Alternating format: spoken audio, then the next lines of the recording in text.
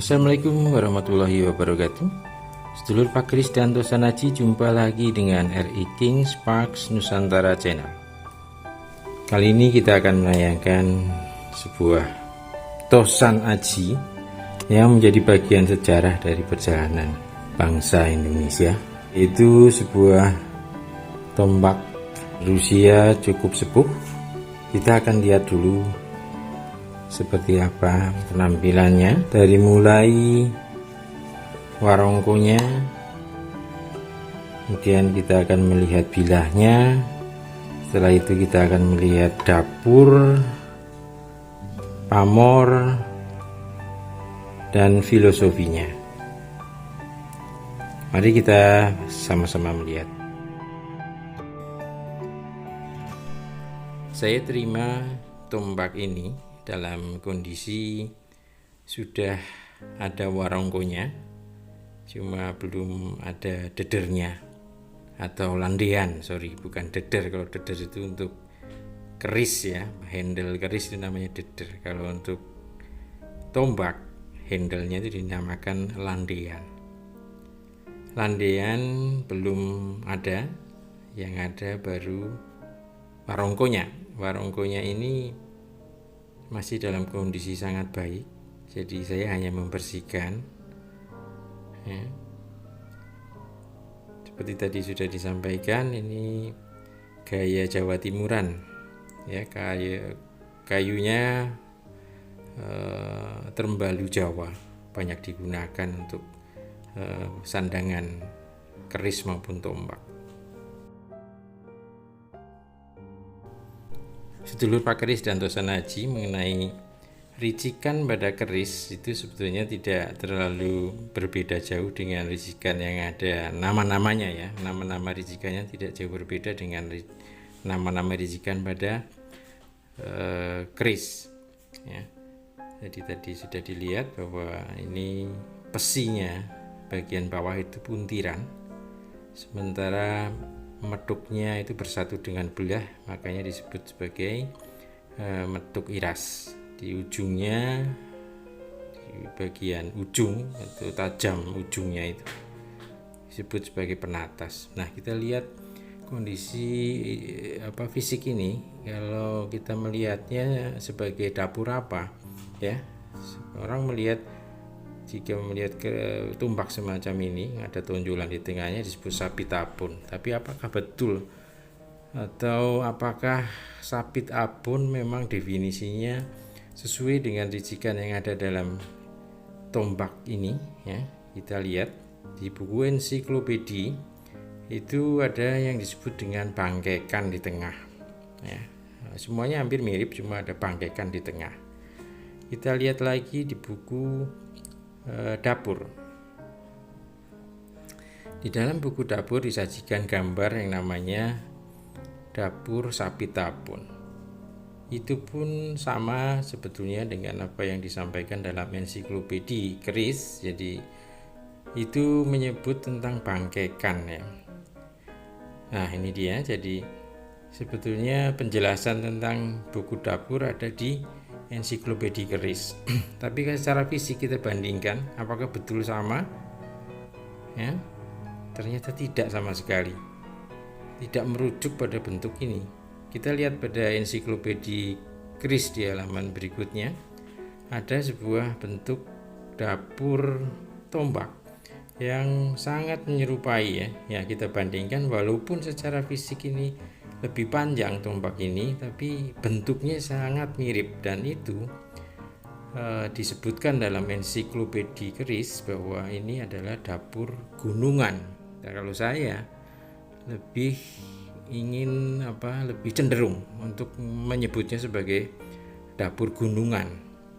Jadi kalau kita memberikan penamaan pada dapur ini secara keseluruhan, maka dapat disebut sebagai dapur sapit abon gunungan. Saya kira seperti itu, mohon maaf jika salah ya. Nah, itu sapit abon itu yang dimaksud adalah bentuk tonjolan di tengah ya, hampir mirip seperti odo-odo, tapi ini hanya bagian tengah saja. Kalau odo-odo di sepanjang bilahnya Ya, jadi dapurnya ini dapur Gunungan Sapitabon.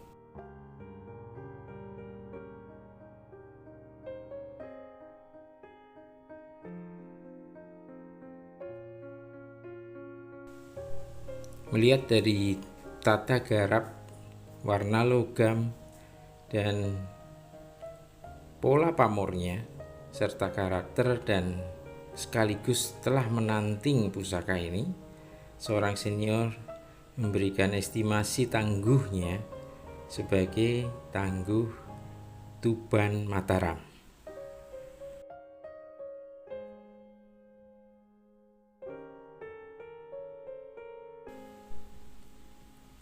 Karakter dan pola pamor yang ada dalam bila ini berupa bulat-bulat, memanjang, garis-garis, maka ini disebut dengan pamor ngulit semongko.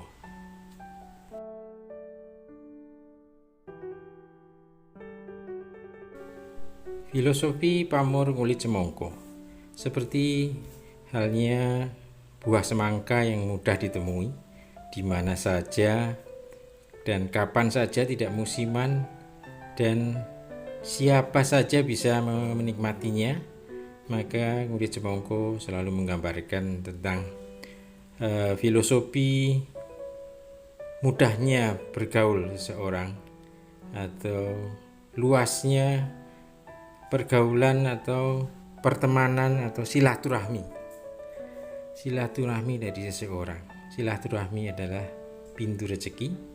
Jadi ini juga tentang bicara mudahnya mendapatkan rezeki. Dan satu lagi tentang ngulit semongko banyak dipakai pada masa-masa kerajaan Mataram setelah adanya penjajahan company ya. Jadi pada masa itu raja-raja atau priagung keraton lebih suka menggunakan pamor ngulit semongko ini. Ini adalah jenis pamor tiban, sangat wingit selalu penampilan dari pamor ngulit semongko. Tadi disebutkan tentang dapur Sapitabon Gunungan. Sapitabon sendiri dalam salah satu kalau saya sebutkan informasi dari internet yang saya dapatkan, bahwa dapur Sapitabon digunakan oleh para raja dalam acara-acara ritual. Jadi memang ini jenis pusaka untuk tingkat atas ini. Jadi raja-raja atau priagung keraton yang mempergunakan tumbak Sapitabon. Sapitabon gunungan itu adalah sering digunakan dalam pewayangan, menggambarkan tentang dunia makrokosmos ya. Jadi ini bicara tentang sangkan paraning dumadi. Jadi biasanya digunakan pada acara pembukaan wayang atau penutupan ya, kemudian munculnya guru-guru. Nah, jadi ini melambangkan suatu asal usul manusia ya, dari mana asal dia dan dari kemana tujuan akhirnya. Jadi gunungan ini menggambarkan tentang perjalanan hidup manusia dari awal sampai akhir, dan selalu mengingatkan bahwa manusia pada akhirnya akan kembali pada asalnya. Jadi pada Yang Maha Pencipta, dia harus selalu mengingatnya. Demikian apa yang sudah saya sampaikan, semuanya sudah lengkap. Terima kasih. Jangan lupa berbudaya dengan logika, berkeris secara logis. Salam budaya, salam tosanaji, dan semoga kita selalu dalam lindungan Allah Subhanahu wa Ta'ala. Wassalamualaikum warahmatullahi wabarakatuh.